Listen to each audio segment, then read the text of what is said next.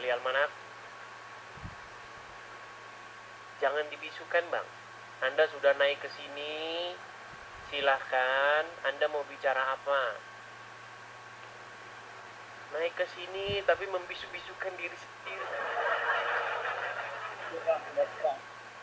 Ya, kamera dinyalakan bang. Saya kirim undangan. Nah itu. Selamat malam ya, bang. Selamat malam Bang Ali Almanak. Ya, gimana kabarnya? Kabar baik bang. Gimana kabar Bang Ali? Baik juga, sehat. Oke. Bang Ali Almanak, ini forum diskusi antara Islam dan Kristen. Saya host, saya sebagai Kristen. Ya. Apa gerangan ini Anda naik kemari? Apa yang mau Anda sampaikan atau utarakan? Ya, tadi saya ada dengar ini ya, apa namanya, bahwa Nabi Muhammad itu Rob, ya seperti itu ya. Iya. Itu sudah diakui oleh pendebat-pendebat Muslim. Siapa aja bang? Kalau Yusuf PI mengakui, hanya saja Yusuf PI itu berkelit. Dia mengakui khusus di hadapan saya. Kemudian Gus Wafi mengakui. Kemudian Uni Rifa mengakui. Rashid mengakui. Daman mengakui. Zuma mengakui bahwa Muhammad itu Rob. Kenapa jadi mereka berstatement seperti itu bang? Karena mereka tahu bahwa sesungguhnya memang Muhammad itu Robnya umat Islam, tetapi umat yang tidak tahu. Apakah Anda termasuk orang-orang yang mengakui atau tidak mengakui? Kalau saya sih Allah ya, Allah itu kan gak nyambung kan dia kan. Bang, kita tidak sedang membahas Allah Bang Ali. Kita nggak lagi bahas Allah, kita lagi bahas Muhammad. Ya, Nabi Muhammad dimana itu adalah Muhammad itu statusnya di dalam agama Islam sebagai Rob kalian. Jadi Rob kalian itu ada dua, ada Allah dan ada Muhammad. Jadi Robnya umat Muslim itu dua.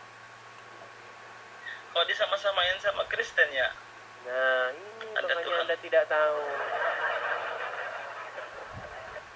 Bang, ada Al-Quran di situ nggak? Ada.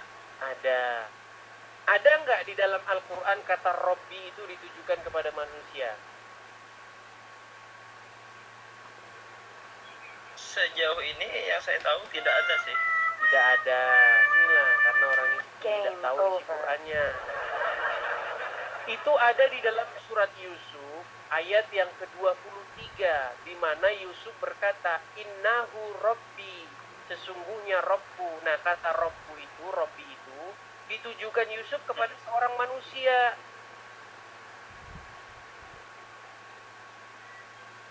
Iya, seperti itu ya. Jangan iya-iya saja.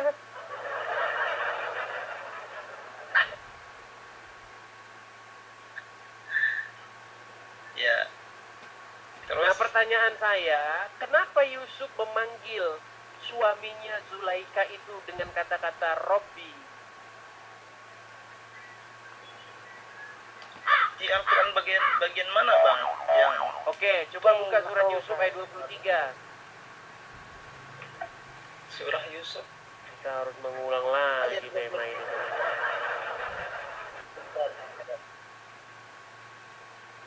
Sebentar ya. Oh ya. Surah Yusuf ayat 23. Coba bang, HP-nya diletakin yang bagus. Biar satu tangan Anda nggak begini, biar Anda itu nggak repot jadi orang. Taruh yang bagus, kemudian buka Quran Anda. Sukanya yang repot-repot. Saya sukanya yang repot-repot. Ya, silakan. Ya, lucu juga bang nih. Yusuf Nah, ini. Ayat 23. Biar Sahrul tuh nonton dia. Dia lagi ngintip-ngintip tuh Sahrul tuh. Yang tadi naik itu. Oh iya. Terus saya bacakan terjemahnya ya. Ya bang. Iya, silakan bang. Dan perempuan yang dia Yusuf tinggal di rumahnya menggoda dirinya, dan dia menutup pintu-pintu lalu berkata, marilah mendekat kepadaku. Yusuf berkata, aku berlindung kepada Allah, sungguh tuanku telah memperlakukan aku dengan baik. Oke, sungguh tuanku. Coba cek bahasa Arabnya itu apa? Innahu Rabbi ahsana mathwai. Innahu Rabbi. Kata Rabbi itu ditujukan ke siapa oleh Yusuf? Ke sang raja. Oke, jadi karena ada nggak kata Rabbi itu yang disematkan kepada manusia? Ya, ini disematkan kepada manusia nih bang. Iya. Kenapa Yusuf memanggil suaminya perempuan itu dengan kata-kata Rabbi? Karena dia adalah seorang budak. Iya, karena dia adalah yang dimiliki, yang dikuasai, yang diatur oleh suaminya si perempuan itu. Betul? Betul. Iya. Nah, posisi kalian umat muslim terhadap Allah dan Muhammad seperti Yusuf itu terhadap suaminya Zulaikha itu. Kalian adalah budak-budaknya Allah dan budak-budaknya Muhammad. Makanya bertaubatlah kalian menjadi budak Allah dan budak Muhammad. Itu yang saya suarakan tiap hari di channel ini. Iya. Insyaallah. Bertaubatlah Anda, wahai saudaraku. Kalau kata Mikana, saudaraku, bertobat kau, bertobat. Ya, bertobat.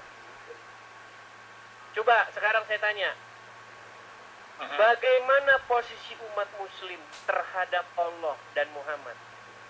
Bukankah mereka harus berucap sami'na wa to'na? Betul nggak? Sami'na bang, yang benar sami'na wa to'na. Apa arti sami'na wa to'na? Ya, mendengarkan dan patuh.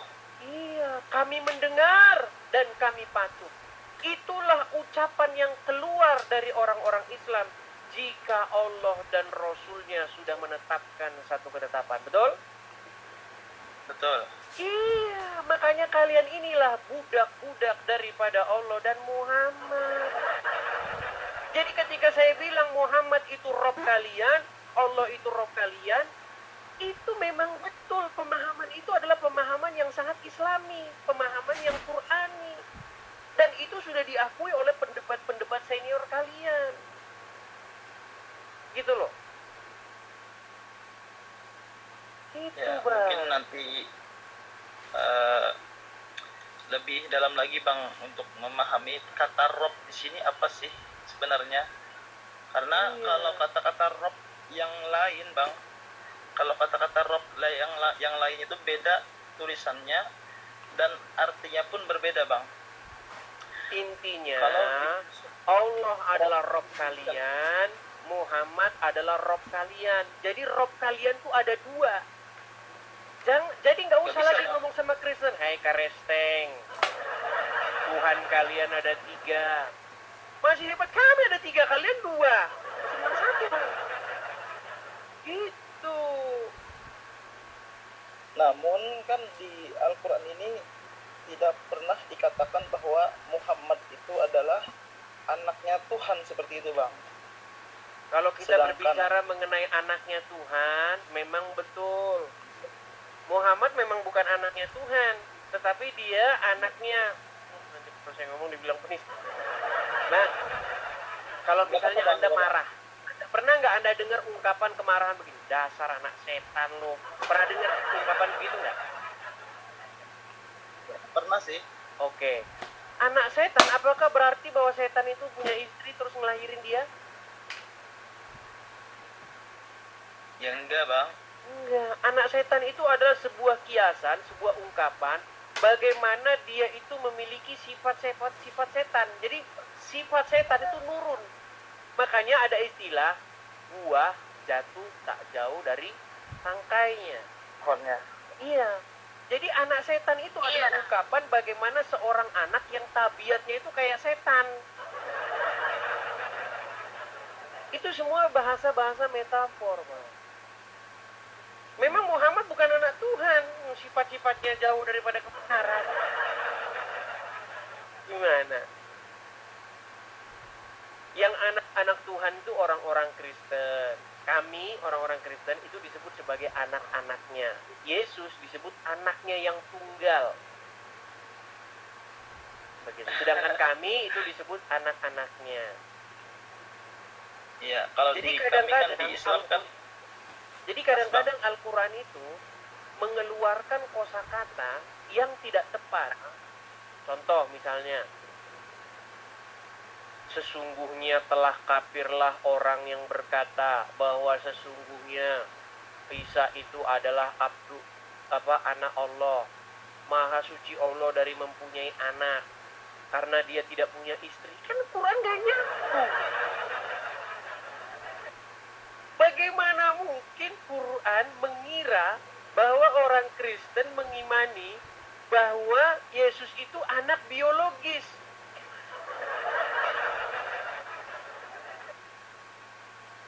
Padahal tidak ada orang Kristen yang beriman bahwa Yesus anak biologis. Bapak di surga ngambil istri, kemudian kawin, terus lahirlah Yesus anaknya.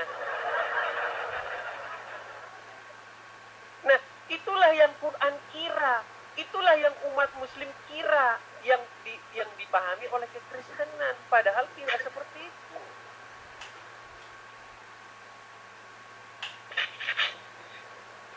Terus abang berarti bersikukuh bahwa mengatakan Nabi Muhammad kami itu adalah Rob kami ya, seperti Iya. itu ya bang. Dan itu sudah didukung dan diakui oleh para pendebat-pendebat Islam.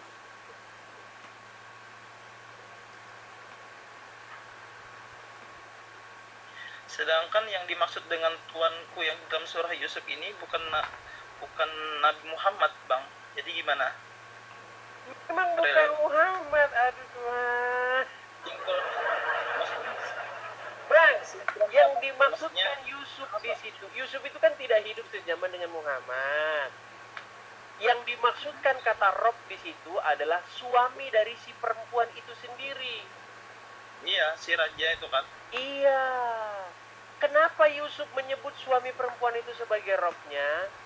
Karena posisi Yusuf adalah orang yang menjadi budak dari suaminya itu. Karena Yusuf itu adalah milik dari suaminya perempuan itu. Dia berkuasa penuh atas diri Yusuf itu. Kalau dia bilang, Yusuf kiri, dia harus kiri. Yusuf kanan, dia harus kanan. Itulah kenapa Yusuf menyebutnya sebagai Robbi. Nah, berangkat dari situ, orang yang dimana dia dikendalikan oleh sesuatu, maka sesuatu itu adalah Robnya. Contoh, umat Muslim. Kalau Allah bilang, hei umat Muslim, belok kiri. Sebagai Muslim yang sejati, belok kiri enggak? Manut-manut sama Allah. Iya. Iya. Makanya posisi umat Muslim terhadap Allah adalah Robnya. Tapi apakah hanya Allah yang ditaati dan dipatuhi oleh umat Muslim? Bukan hanya Allah, tapi juga Muhammad.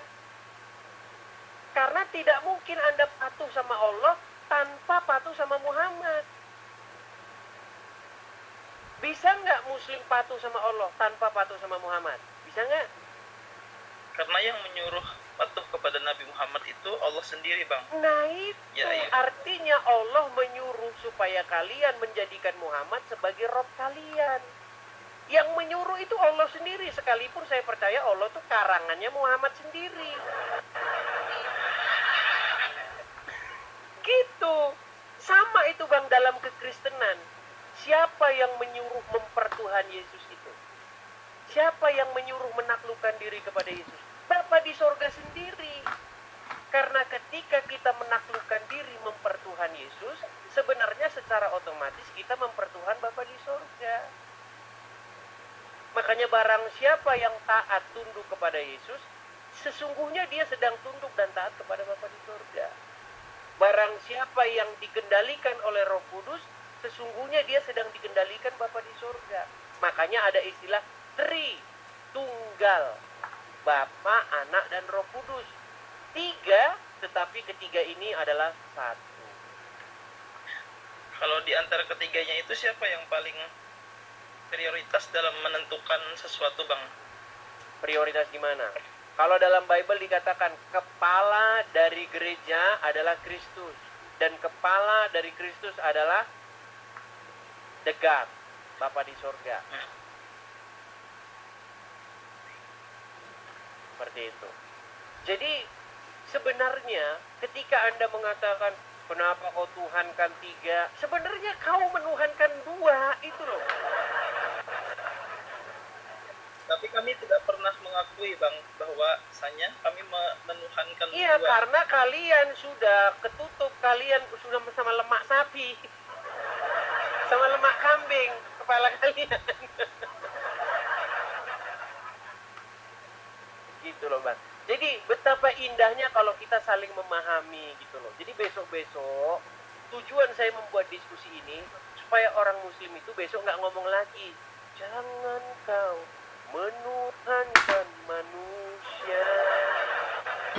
Sesungguhnya itu terjadi pada diri kalian. Kalian menuhankan manusia, menjadikan manusia sebagai rob kalian. Namanya Muhammad. Nah, makanya saya bilang, wahai umat muslim, berhentilah kalian mempertuhan Muhammad. Mulai sekarang, yang harus kalian pertuhan itu adalah Yesus. Supaya apa? Supaya kalian tidak berada di dalam kesesatan yang nyata. Coba, kalau kalian mempertuhankan Muhammad, akhirnya kalian berangkat ke Arab, mencium-ciumi sebongkah batu di sana. Kalau kalian mempertuhan Muhammad, akhirnya hidup kalian begini-begini, begini, terus begini. Padahal kalian nggak tahu itu apa. Itu akibat dari kalian mempertuhan Muhammad. Menghambakan diri kalian kepada Muhammad, menaklukkan diri kalian kepada Muhammad, melakukan hal-hal yang mubazir. Batu dicium-cium, batu dilempar-lempar. Coba kalau kalian mempertuhan Yesus, kalian tidak akan melakukan hal-hal yang dalam tanda kutip mubazir seperti itu. Hal-hal dalam tanda kutip, ini mohon maaf ini, B D O O O B O D O B. Cobalah Bang, saya tanya, cium-ciumin batu buat apa? Kenapa batu dicium-ciumin? Jauh-jauh ke Arab Saudi, nabung puluhan tahun, ngantri puluhan tahun, sampai sana cuman suruh nyium-nyiumin sebongkah batu. Mendingan ke rumah gua aja, Bang. Tuh, apa? Meja dapur, juga, batu juga meja dapur. Maksud saya begitu, Bang, supaya kalian berhenti memperbudak diri kalian kepada Allah dan Rasulnya, kepada Allah dan Muhammad. Begitu. Makasih Pak Agus Ibrahim. Mulai sekarang kalian harus menghambakan diri kalian kepada Bapa, Putra, dan Roh Kudus. Karena tidak mungkin kita menghambakan diri kepada Bapa di surga tanpa kita menghambakan diri kepada Yesus. Tidak mungkin kita patuh kepada Bapa di surga kalau nggak patuh kepada Roh Kudus. Gini Bang, tadi kan Abang bilang kalau kami kan menuhankan dua. Kata Abang tadi kan dua aja puyeng, apalagi tiga Bang. Nah, masalahnya dua aja puyeng, kalau tiga puyeng gini. Kalau dalam agama Kristen, perintah Bapa, perintah Roh Kudus, perintah Yesus itu satu. Nggak ada yang saling bertentangan. Nah kalau perintah Allah sama Muhammad, cakar-cakaran. Coba, saya kasih contohnya. Di dalam Al-Quran, Allah melarang mengkonsumsi darah, betul? Ya. Muhammad darahnya diminum, Karena, betul? Bang, karena darah najis. Oke, tetapi dalam riwayat dikatakan Muhammad itu darahnya dia itu diminum, betul? Ya. Nah, betul. ketika darahnya dia diminum, apa kata Muhammad? Haram tubuhmu disentuh api neraka, karena darahku sudah bercampur dengan darahmu, betul? Karena darah yang diminum itu bukan darah ini, Bang. Itu darah bekam, Bang. Darah bekam itu tidak najis, Bang. Darah bekam tidak najis. Sedangkan dalam Al-Quran, janganlah kamu mengkonsumsi darah. Berarti Allah sedang ingin membuat, Muhammad sedang ingin membuat bahwa Allah lupa kecuali darah Muhammad. Itu baru satu, Bang, belum yang lain-lain. Contoh di dalam Al-Quran dikatakan, wahai orang-orang yang beriman, ucapkanlah perkataan yang benar. Dalam surat Al-Ahzab nomor 70. Coba dibaca dulu, Al-Ahzab nomor 70. Kita didik nih, santri dia ini, teman-teman. Bang Ali santri, Bang, ya? Saya bukan santri, Bang. Saya orang biasa, Bang. Orang biasa. Kalau dari logat-logat Anda ngomong, kayaknya Anda saudaranya Yusufi ini, orang Banjar ya? Ya, bujur. Bujur. Ya, betul. Betul. Ikam orang Banjar. Ya, ulun, Bang. Ulun orang Banjar, ulun. Coba silahkan buka surat Al-Ahzab atau surat yang ke-33 ayat yang ke-70. Ayat 70. Ya. Sebentar. Kita diskusi aja, Bang, ya. Silakan. Ya ayyuhalladzina amanu taqullah wa qulu qawlan sadida. Artinya wahai orang-orang yang beriman, bertakwalah kamu kepada Allah dan ucapkanlah perkataan yang benar. Oke, ucapkanlah perkataan yang benar. Artinya boleh bohong nggak? Nggak boleh lah. Nggak boleh. Anda tahu nggak dalam hadis Muhammad mengizinkan orang Islam boleh bohong? Mana, Bang? Letak bohongnya di mana? Bang, di dalam hadis Muhammad membolehkan umat Islam berdusta, terutama di dalam 3 perkara. Sementara di dalam Al-Quran disuruh mengucapkan perkataan yang benar. Makanya Allah dan Muhammad tuh gontok-gontokan mereka. Yang 3 kebohongan itu apa aja, Bang? Misalnya suami boleh berbohong kepada istrinya atau istri boleh berbohong kepada suaminya demi mendapatkan ridho. Di mana itu, Bang, ininya? Waduh, bentar ya, bentar. Ini sungguh sangat luar biasa, teman-teman. Kita tidak lelah-lelahnya, ya. Kita tidak capek-capeknya untuk mendidik orang-orang Islam, ya, teman-teman, ya. Itulah kenapa video-video saya itu harus kalian ambil bagian-bagian intinya dan kalian sebarkan. Bantu saya untuk menyebarkan pesan-pesan ini, teman-teman, supaya semakin banyak muslim-muslim yang mendengar seperti itu. Karena tiap hari selalu saja ada muslim baru, Bang. Gitu ya. Coba.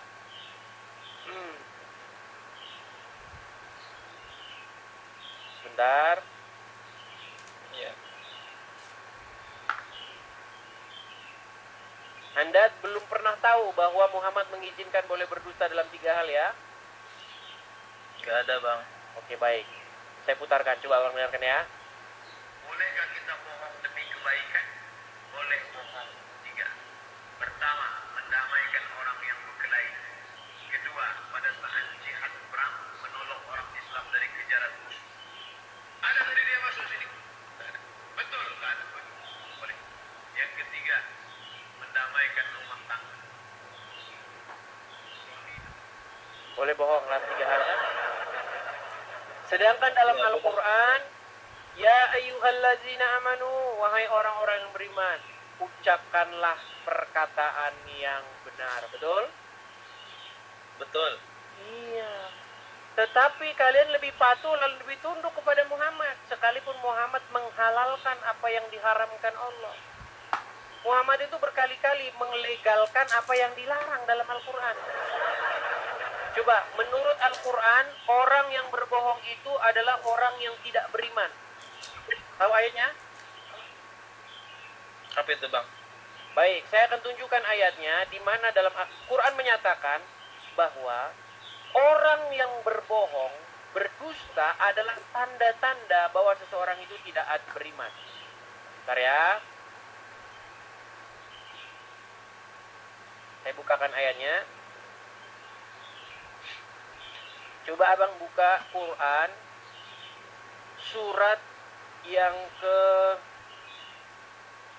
An-Nahl ayat 105. Surat An-Nahl itu surat yang ke-16.